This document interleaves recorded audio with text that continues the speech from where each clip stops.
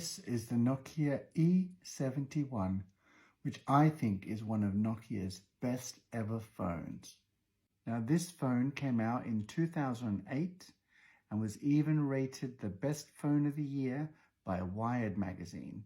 Let me show you why I love it. First of all, it's so slim. It's all metal, sleek, shiny. It's all metal, gorgeous, slim, nice sleek buttons, and of course the QWERTY keyboard. Now this was part of Nokia's E series, the serious business-minded phone. It was meant to be the competitor to the BlackBerry. And just the keyboard, the buttons were so nice with a central function in the middle. It had Wi-Fi, Bluetooth, a 3-megapixel camera, a front-facing camera for video calls, email built in, and look at this. It had Real Player. This was the first player that the internet ever used when we listened to music back in the day, and this was built into the phone. But it gets better. It also had a music player, voice recorder, and look at this. It had Flash Player.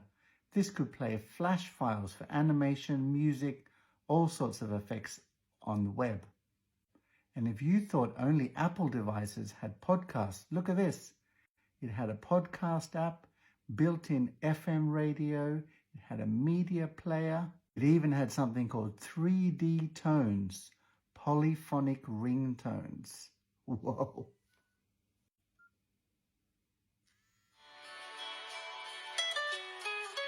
Polyphonic ringtone.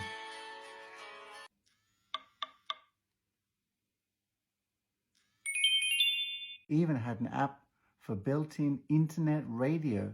That's what we listened to in those days. But it gets even better. Let me show you one more thing. Look at this. Facebook and a new website called YouTube. Just about the only thing it didn't have was a headphone jack. A 3.5mm headphone jack was about the only thing this phone didn't have.